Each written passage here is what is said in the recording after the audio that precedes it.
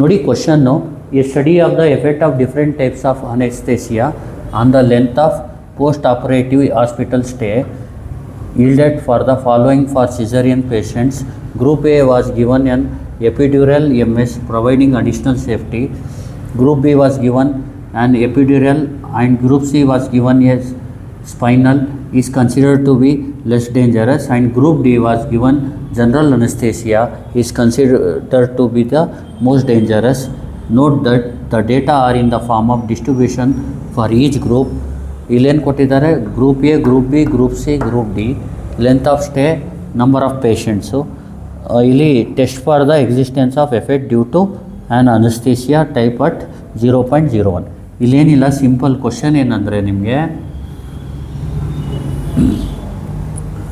ಈಗ ನೋಡಿ ಇಲ್ಲಿ ಡೇಟಾ ಕೊಟ್ಟಿರೋದೇನು ಗೊತ್ತಾ, ಅನಸ್ಥೇಸಿಯಾ ಕೊಟ್ಟಾದಮೇಲೆ group A, group B, group C, group D ಕೊಟ್ಟಾದಮೇಲೆ ಲೆಂತ್ ಆಫ್ ಸ್ಟೇ ಮಾಡಿರೋದು, ಅಂದರೆ ಅನಸ್ಥೇಸಿಯಾ ಕೊಟ್ಟು ಆಪ್ರೇಟ್ ಮಾಡಾದಮೇಲೆ ಲೆಂತ್ ಆಫ್ ಸ್ಟೇ ಅಂದರೆ 3 ದಿನ 4 ದಿನ, ಎಷ್ಟು ಪೇಷಂಟು 6, 14. ಆ ಗ್ರೂಪ್ ಎ ಕೊಟ್ಟಾಗ ಆ ಥರ ಇದು ಅಬ್ಸರ್ವೇಷನ್ ಬಂದಿರೋದು. ಗೊತ್ತಾಗ್ತಿದೆಯಲ್ವಾ? ಇದೇನಂದರೆ ನಿಮಗೆ ಇದು ಸೇಫ್ಟಿ ಇರುತ್ತೆ, ಇದು ಲೆಸ್ ಡೇಂಜರಸ್, ಇದು ಮೋರ್ ಡೇಂಜರಸ್. ಈ ಡೇಟಾ ಇದೆ, ಗೊತ್ತಾಗ್ತಿದೆಯಲ್ವ? ಪೇಷಂಟು ಎಷ್ಟು ದಿನ ಇರ್ತಾರೆ ಆಮೇಲೆ ಅನೆಸ್ಥೇಸಿಯಾ ಕೊಟ್ಟಾದಮೇಲೆ ಅಂತ. ಅವ್ರೇನಂತ ಇದ್ದಾರೆ ಅಂದರೆ ಈ ಡಿಫ್ರೆಂಟ್ ಟೈಪ್ಸ್ ಆಫ್ ಅನೆಸ್ಥೇಸಿ ಇದೆಯಲ್ಲ, ಏನು ಎಫೆಕ್ಟ್ ಬೀಳುತ್ತೆ ಅಂತ. ಗೊತ್ತಾಗ್ತಿದೆಯಲ್ವ? ಇಲ್ಲಿ ಬಂದಿರೋದು ಟೋಟಲ್ ಗ್ರೂಪ್ ಇರೋದು 4. ನಾವೇನು ಮಾಡಬೇಕಿಲ್ಲಿ, ಯಾವ ಟೆಸ್ಟ್ ಯೂಸ್ ಮಾಡಬೇಕು? ಅನೋವಾ ಟೆಸ್ಟ್ನ ಕಂಪೇರ್ ಮಾಡೋಕ್ಕೆ ಯೂಸ್ ಮಾಡಬೇಕು. ಗೊತ್ತಾಗ್ತಿದೆಯಲ್ವ? ಇಲ್ಲಿ ಲೆಟ್ H0 ಬಂದು μ1 = μ2 = μ3. ಕರೆಕ್ಟ್ ಅಲ್ವಾ? ಈಗ ನೆಕ್ಸ್ಟ್ ಏನು ಮಾಡಿ, ಇಲ್ಲಿ ಗ್ರೂಪ್ ಎನ ಬರ್ಕೊಳ್ಳಿ. ಇಲ್ಲಿ ಏನು ಮಾಡಿದ್ದಾರೆ ಅವರು, ಫ್ರೀಕ್ವೆನ್ಸಿ ಡಿಸ್ಟ್ರಿಬ್ಯೂಷನ್ ಥರ ಕೊಟ್ಟವ್ರೆ. ಈಗ ಎಕ್ಸಾಂಪಲ್ಲು 6 ಪೇಷಂಟು 3 ಡೇಸ್ ಅಂದರೆ ಈಗ 3 + 3 3 3 3 3 6 ಟೈಮ್ ಇದೆ, 4 4 4 4 14 ಟೈಮ್ಸ್ ಇದೆ. ಆ ಥರ ಇದು ದೊಡ್ಡದಾಗ್ಬಿಡುತ್ತೆ ಅಂತ 3ನ 6 ಟೈಮ್ಸ್ ಇದೆ, 4ನ 14 ಟೈಮ್ಸ್ ಇದೆ ಅಂತ ಹೇಳ್ಬಿಟ್ಟವ್ರೆ. ಗೊತ್ತಾಗ್ತಿದೆಯಲ್ವ? ನಾವೇನು ಮಾಡಬೇಕಿಲ್ಲಿ, 3 × 6 ಮಾಡ್ಕೊಳ್ಳಿ, ಆಮೇಲೆ 4 × 14. ಈಗ 3 × 6 ಮಾಡಿದ್ರೆ ಎಷ್ಟು ಬರುತ್ತೆ? 3 × 6 ಅಂದರೆ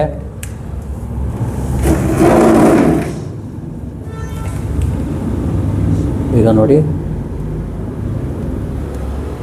3 × 6 18, 4 × 14 ಎಷ್ಟು? 56 ಆಗುತ್ತೆ. ಇದು 18, ಇದೆಷ್ಟು?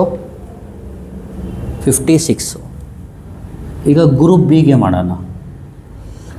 ಗ್ರೂಪ್ ಬಿಗೆ ಯಾವ ಥರ ಅಂದರೆ ಈಗ ನೋಡಿ 4 4 4 18 ಟೈಮ್ಸ್ ಇದೆ, 5 2 ದಿನ ಇದೆ. ಅಂದರೆ 18 ಪೇಷಂಟ್ 4 4 ದಿನ ಇದ್ದಾರೆ, ಆಮೇಲೆ ಆಪ್ರೇಟ್ ಆದಮೇಲೆ 2 ಪೇಷಂಟ್ 5 ದಿನ ಇದ್ದಾರೆ ಅಂತ. ಅಂದರೆ 4 × 18, 5 × 2.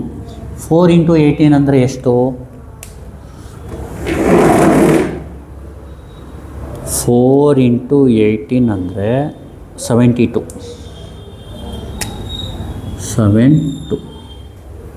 ಆಮೇಲೆ 5 × 2 ಅಂದರೆ 10. ನೆಕ್ಸ್ಟು ಇದು ಗ್ರೂಪ್ ಸಿ. ಈಗ ಗ್ರೂಪ್ ಸಿಗೆ ನೋಡಿ 4 × 10 40, 4 × 10 40, ಆಮೇಲೆ 5 × 9 45, ಆಮೇಲೆ 6 × 1 6. ಇದು ಗ್ರೂಪ್ ಸಿ. ಆಮೇಲೆ ಗ್ರೂಪ್ ಡಿಗೆ 4 × 8, 4 × 8 ಎಷ್ಟು? 32, 5 × 12 ಎಷ್ಟು? 60. ಅರ್ಥ ಆಗ್ತಿದೆಯಲ್ವಾ? ಈಗ ಆ್ಯಡ್ ಮಾಡ್ಕೋಬಿಡಿ. ಇದನ್ನ ಯಾವುದನ್ನ ಆ್ಯಡ್ ಮಾಡಬೇಕಂದ್ರೆ 18 + 56. 18 + 56 ಎಷ್ಟು ಟೋಟಲ್? 18 + 56 74. ಇದನ್ನ T1 ಅಂತಲೇ ಬರ್ಕೊಳ್ಳಿ. T1 = 74, T2 = 72 + 10 ಅಂದರೆ 82. ಇದು 40 + 45 + 45 + 45 + 6 91. T3 T4 ಬಂದು 92. ನೋಡಿ ಇದು ಆನ್ಸರ್ಸು T1 T2 T3. ಈಗ the squares are as follows ಅಂತ ಬರ್ಕೊಳ್ಳಿ. The squares are as follows. ಇಲ್ಲಿ ಸ್ಕ್ವೇರ್ ಮಾಡಬೇಕಾಗಿರೋದು ಗೊತ್ತಾಗ್ತಿದೆಯಲ್ವಾ, ಇಲ್ಲಿ ಲೆಂತ್ ಆಫ್ ಸ್ಟೇನ ಗೊತ್ತಾಗ್ತಿದೆಯಲ್ವಾ. ಈಗ 3 ಇದೆಯಲ್ವಾ, ಎಷ್ಟು ಟೈಮ್ ಇದೆ, 6 ಟೈಮ್ ಇದೆ, ಗೊತ್ತಾಗ್ತಿದೆಯಲ್ವಾ. ಅದೇ 3 ನೀವು ಎಷ್ಟು ಬರುತ್ತೆ ಎಲ್ಲಿ ಅಂದರೆ ಈ ಥರ 6 ಟೈಮ್ಸ್ ಬರುತ್ತೆ. ಆಮೇಲೆ 4 ಎಷ್ಟು 14 ಟೈಮ್ಸ್ ಬರುತ್ತೆ. ಎಲ್ಲನೂ ಸ್ಕ್ವೇರ್ ಮಾಡಿ ಏನು ಮಾಡಬೇಕು, ಆ್ಯಡ್ ಮಾಡಬೇಕು. ಅದ್ರ ಬದಲು 3 ಸ್ಕ್ವೇರ್ನ ಅರ್ಥ ಆಗ್ತಿದೆಯಲ್ಲ, 3 square plus 3 square plus 3 square ಎಷ್ಟು time, 6 time. 4 square plus 4 square plus 4 square ಆ ಥರ 14 ಟೈಮ್ಸ್. ಅಂದರೆ ಬೆಸ್ಟ್ ಏನಂದರೆ ಇಲ್ಲಿ ನೀವೇನು ಮಾಡಬೇಕು, 3 ಸ್ಕ್ವೇರ್ ಇಂಟು 6, ಆಮೇಲೆ 3 ಇಂಟು 6 ಹೋಲ್ ಸ್ಕ್ವೇರ್ ಮಾಡಬೇಡಿ. ಗೊತ್ತಾಗ್ತಿದೆಯಲ್ವಾ. ಈಗ 3 ಇರೋದು data length of stay. 6 patient ಇದ್ದಾರೆ ಅಂದರೆ 3 + 3 + 3 ಅಂದರೆ 3 6 ಟೈಮ್ಸ್ ಇರುತ್ತೆ ಈ ಥರ. 3 ಎಲ್ಲಿ 3 ಆಮೇಲೆ 6 ಟೈಮ್ಸ್ ಅಂದರೆ 6 ಟೈಮ್ ಇರುತ್ತೆ. 14 ಪೇಷಂಟ್ಸ್ ಬಂದು 4 ಅವರ್ಸ್ ಅಂದರೆ 4 14. ಗೊತ್ತಾಗ್ತಿದೆಯಲ್ವಾ. ಆ್ಯಡ್ ಮಾಡಿದಾಗ 3 ಇಂಟು 6 ಅಂದರೆ ಇದನ್ನ ಆ್ಯಡ್ ಮಾಡಿದ್ರೆ 3 + 3 + 3 + 3 ಇಂಟು 6 ಆಗುತ್ತೆ. ಇದು 4 ಇಂಟು 14 ಆಗುತ್ತೆ. ಇದು ಟೋಟಲ್ ಆಗುತ್ತೆ. ಅದೇ ಸ್ಕ್ವೇರ್ ಮಾಡಿದಾಗ 3 square plus 3 square plus 3 square plus 3 square plus 3 square. 3 square ಎಷ್ಟು ಟೈಮ್ ಇದೆ, 6 ಟೈಮ್ ಇದೆ. ಆ ಥರ ಇಲ್ಲೇನಿಲ್ಲ, ಸಿಂಪಲ್ 3 ಲೆಂತ್ ಆಫ್ ಸ್ಟೇನ ಸ್ಕ್ವೇರ್ ಮಾಡಿ ಆಮೇಲೆ ಮಲ್ಟಿಪ್ಲೈ ಮಾಡಿ ಫ್ರೀಕ್ವೆನ್ಸಿಗೂ ಸ್ಕ್ವೇರ್ ಮಾಡೋಕ್ಕೆ ಹೋಗಬೇಡಿ, ಸರಿನಾ. ಯಾವಾಗಲೂ ಫ್ರೀಕ್ವೆನ್ಸಿನ ಸ್ಕ್ವೇರ್ ಮಾಡೋಕ್ಕೆ ಹೋಗಬಾರ್ದು.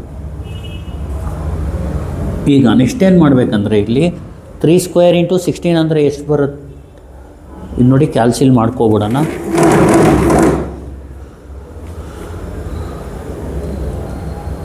ತ್ರೀ ಸ್ಕ್ವೇರ್ ಇಂಟು 6 ಅಂದರೆ 54 ಬರುತ್ತೆ. 4 square into 14,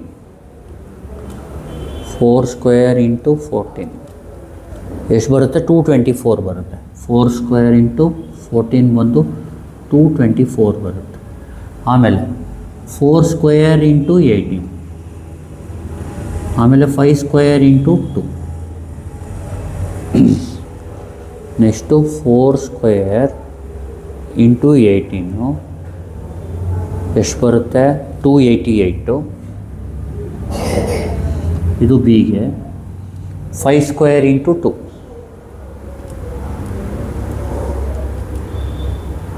50.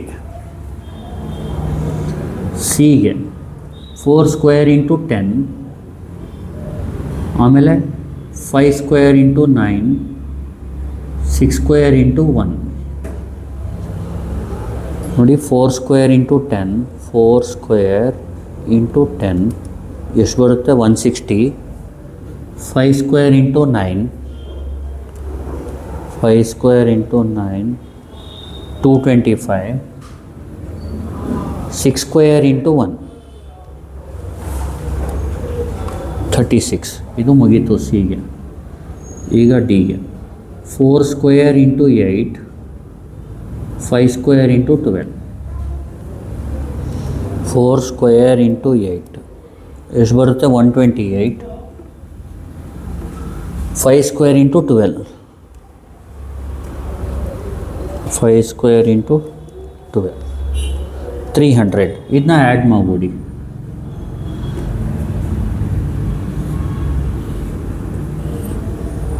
First 54 plus 224, 54 plus 224, 278. Next 288 plus 50, 338.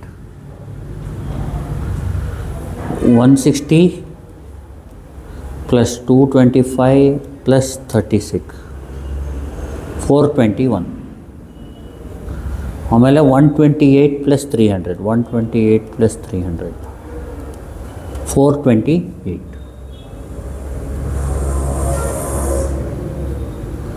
ಅರ್ಥ ಆಗ್ತಿದೆಯಲ್ವಾ. ನೋಡಿ ಇಷ್ಟಾದಮೇಲೆ ಏನು ಮಾಡಬೇಕು,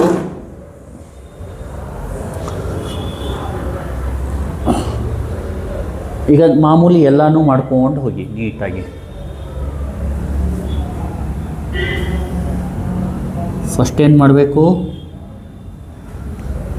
ಟೀನ ಫೈಂಡ್ ಮಾಡಿ. ಟಿ ಅಂದರೆ ವಿ ಹ್ಯಾವ್ ಜನರಲ್ ಡೇಟಾನ ಬರ್ಕೊಬಿಡಿ. ಇಲ್ಲಿ ವಿ ಹ್ಯಾವ್, ಈಗ N1 ಅಂದರೆ ಗ್ರೂಪ್ ಎಲ್ಲಿ ಫ್ರೀಕ್ವೆನ್ಸಿ ಎಷ್ಟಂತ. ಫ್ರೀಕ್ವೆನ್ಸಿ ಅಂದರೆ ಎಫ್ನ ಆ್ಯಡ್ ಮಾಡೋದು. 6 + 14 ಎಷ್ಟು? 20. N2 ಏನು? 18 + 2 20. ಇದು N3 ಬಂದು 10 + 9 + ಗ್ರೂಪ್ ಸಿ ಇದು 20, ಇದು 20 ಅಂದರೆ ಎಲ್ಲ 20 ಇದೆ.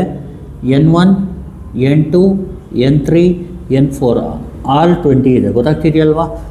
ಕ್ಯಾಪಿಟಲ್ N ಅಂದರೆ 80 ಆಗುತ್ತೆ. N1 + N2 + N3 + N4 ಮಾಡಿದ್ರೆ ಕೆ ಬಂದು ಗ್ರೂಪ್ ಇರೋದು 4 ಇರೋದ್ರಿಂದ K = 4. ಅರ್ಥ ಆಯ್ತಲ್ವಾ? ನೋಡಿ, ಇಷ್ಟು ಡೇಟಾ ಬರೆದಾದ್ಮೇಲೆ ಫಸ್ಟು ಟೀನ ಫೈಂಡ್ ಮಾಡಿ. ಟಿ ಅಂದರೆ T1 + T2 + T3 + T4. 74 + 82 + 91 + 92 T ಸಿಗ್ಬಿಡುತ್ತೆ. ಗೊತ್ತಾಗ್ತಿದೆಯಲ್ವಾ? ಇಲ್ಲಿ ಆ್ಯಡ್ ಮಾಡಿದ್ರೆ 74 +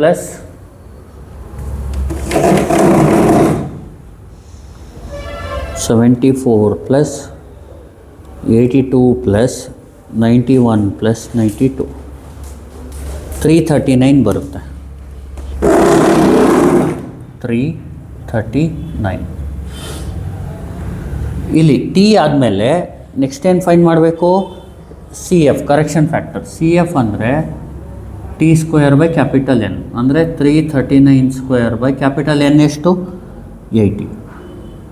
ಸಿ ಎಫ್ ಆದಮೇಲೆ ಟಿ ಎಸ್ ಎಸ್ಗೆ formula ∑i ∑j xij²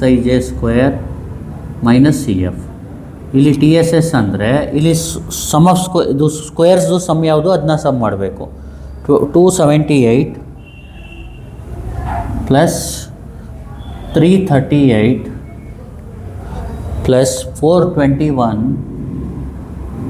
+ 428 minus C F ಅಂದರೆ 339² / 80.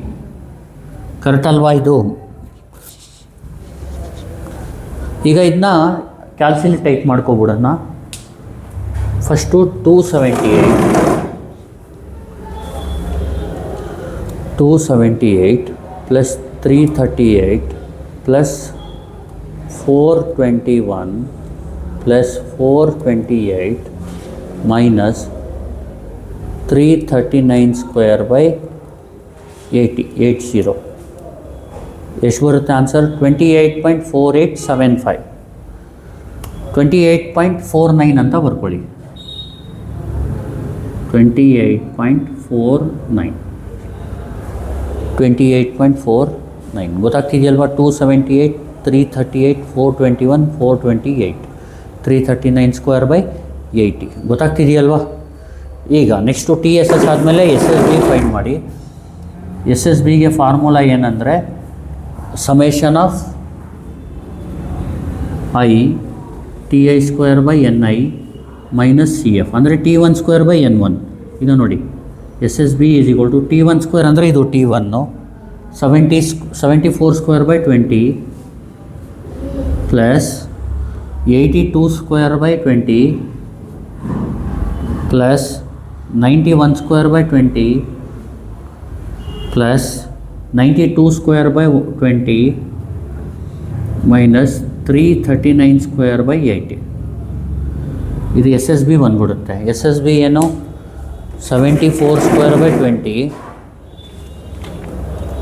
74² / 20 74² / 20 + 82² / 20 ಪ್ಲಸ್ ಅಥವಾ ಹೋಲ್ ಡಿವೈಡ್ ಬೈ 20 ಮಾಡಿದ್ರೂ ನಡೆಯುತ್ತೆ. 91² / 20 ಪ್ಲಸ್ 92² / 20 ಮೈನಸ್ 339² / 80. ಆನ್ಸರ್ ಏನು ಬರುತ್ತೆ? 10.73 10.74 ಮಾಡ್ಕೊಬಿಡೋಣ. 10.74 ಈಗ ಎಸ್ ಎಸ್ ಡಬ್ಲ್ಯೂ ಮಾಡಬೇಕು. ಎಸ್ ಎಸ್ ಡಬ್ಲ್ಯೂಗೆ formula T S S minus S S B. T S S ಏನು 28.49 ಮೈನಸ್ 10.74 ನೋಡಿ ಎಷ್ಟು ಬರುತ್ತೆ. 28.49 ಮೈನಸ್ 10.74 17.75.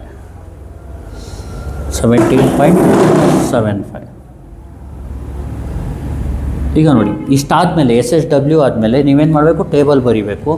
ಟೇಬಲ್ ಯಾವ ಥರ ಬರೀತೀರಾ, ಸೋರ್ಸಸ್ ಆಫ್ ವೇರಿಯೇಷನ್ಸು,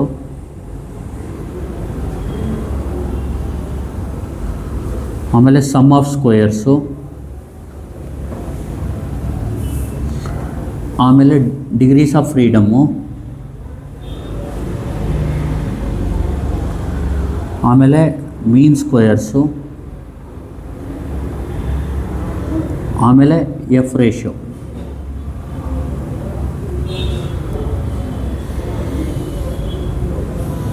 ಅದು ಟೇಬಲ್ ಇದು.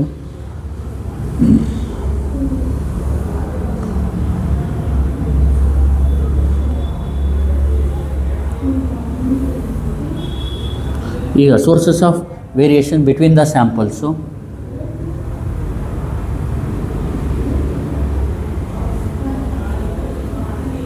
ಇಲ್ಲಿ ವಿತಿನ್ ದ ಸ್ಯಾಂಪಲ್ಸು,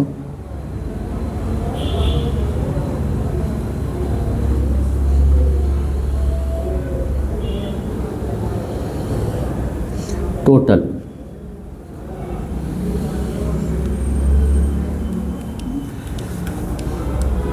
ಇಲ್ಲಿ ಎಸ್ ಎಸ್ ಬಿ ಬರ್ಕೊಳ್ಳಿ ಮೊದಲು. ಎಸ್ ಎಸ್ ಬಿ ಎಷ್ಟು, ಎಸ್ ಎಸ್ ಬಿ ಎಷ್ಟು 10.74. ಆಮೇಲೆ ಎಸ್ ಎಸ್ ಡಬ್ಲ್ಯೂ ಬರ್ಕೊಳ್ಳಿ. ಎಷ್ಟು S S W 17.75. Degrees of freedom K minus 1. K minus 1 ಅಂದರೆ ಕೆ ಎಷ್ಟು, ಎಲ್ಲಿದೆ 4 ಮೈನಸ್ 1 ಅಂದರೆ 3. ಇಲ್ಲಿ ಎನ್ ಮೈನಸ್ ಕೆ ಅಂದರೆ ಇಲ್ಲಿ ಎನ್ ಇರೋದು ಎಷ್ಟು 8, ಟೋಟಲ್ ಇರೋದು 80, ಕೆ ಎಷ್ಟು 4. ಅರ್ಥ ಆಗ್ತಿದೆಯಲ್ವಾ, 80 ಮೈನಸ್ 4. ಒಂದು ನಿಮಿಷ. ಈಗ ನೋಡಿ ಕ್ಯಾಪಿಟಲ್ ಎನ್ 80 ಮೈನಸ್ 4 ಅಂದರೆ 76. ಇದು ನೋಡಿ ಟೋಟಲ್ ಬಂದು ಟಿ ಎಸ್ ಎಸ್ ವ್ಯಾಲ್ಯೂ ಎಷ್ಟು 28.49. ಇದು ಎನ್ ಮೈನಸ್ 1 ಎಷ್ಟು ಬರುತ್ತೆ 79. 80 ಮೈನಸ್ 1 ಅಂದರೆ 79. ಎಮ್ ಎಸ್ ಬಿ ಅಂದರೆ S S B divided by degrees of freedom K minus 1. ಇದು ನೋಡಿ 10.74 ಡಿವೈಡೆಡ್ ಬೈ ಇದು ಎಮ್ ಎಸ್ ಡಬ್ಲ್ಯೂನೂ ಬರೆದ್ಬಿಡ್ತೀನಿ. ಎಮ್ ಎಸ್ ಡಬ್ಲ್ಯೂ ಅಂದರೆ S S W by N minus K. ಇದೆರಡು ಆನ್ಸರ್ ಬರೆದ್ಬಿಡೋಣ. ಈಗ ಎಸ್ ಎಸ್ ಬಿ ಎಷ್ಟು 10.74 ಡಿವೈಡೆಡ್ ಬೈ 3.58. ಇದು ಎಮ್ ಎಸ್ ಬಿ ಬಂದು 3.58 ಇದೆ. ಇದು M S W 17.75 divide by 76 0.233 ಅಥವಾ 0.23 ಅಂತ ಇರಲಿ. ಇದು ಡ್ಯಾಶ್ ಹಾಕ್ಕೋಬಿಡಿ. ಈಗ 3.58 ಡಿವೈಡೆಡ್ ಬೈ 0.23 ಎಷ್ಟು ಬರುತ್ತೆ 15.56. ಅರ್ಥ ಆಗ್ತಿದೆಯಲ್ವಾ. F is equal to M S B by M S W 3.58 divided by 0.23 ಎಷ್ಟು ಬರುತ್ತೆ ಆನ್ಸರು 15.57 ಬರುತ್ತೆ ಅಪ್ರಾಕ್ಸಿಮೇಟು 15.57. ಈಗ ನಾವು ಟೇಬಲ್ ನೋಡಬೇಕು. ಏನು ನೋಡಬೇಕು, ಟೇಬಲ್ ನೋಡ್ಬಿಟ್ಟು ಈ ರೇಷಿಯೋನ ಇದಕ್ಕೆ ಕಂಪೇರ್. ಈ ಟೇಬಲ್ ನೋಡೋದು ಯಾವ ಥರ ಅಂದರೆ ಮೇಲ್ಗಡೆ ಇಲ್ಲಿ ಈ ಕಡೆ 3 ಇರಬೇಕು, ಈ ಕಡೆ 76 ಇರಬೇಕು. ಅರ್ಥ ಆಗ್ತಿದೆಯಲ್ವಾ. ಟೇಬಲ್ ವ್ಯಾಲ್ಯೂನ ನೋಡಿಕೊಂಡು ಆಮೇಲೆ ಕಂಪೇರ್ ಮಾಡಬೇಕು. ಟೇಬಲಲ್ಲಿ ನಿಮಗೆ 3 ಮತ್ತು 76 ನೋಡಬೇಕು. 0.01 ಇಲ್ಲಿ ನೋಡಿ ಟೇಬಲ್ ಇದೆ, ಇಲ್ಲಿ ನೋಡಿ 3 ಈ ಕಡೆ ನೋಡಿ 1% ನೋಡಬೇಕು, ಯಾಕಂದರೆ 1% ಕೇಳಿರೋದು F 0.01. ಇಲ್ಲಿ ನಿಮಗೆ 60-120 ಅಂತ ಇದೆ, 60-120 ಅಂತ ಇದೆ.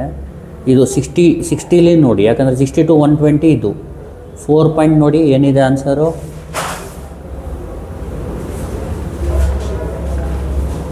ಇಲ್ಲಿ ಬರುತ್ತೆ ನೋಡಿ 4.3126 4.1299 ಏನೋ ಇದೆ, ಗೊತ್ತಾಗ್ತಿದೆಯಲ್ವಾ?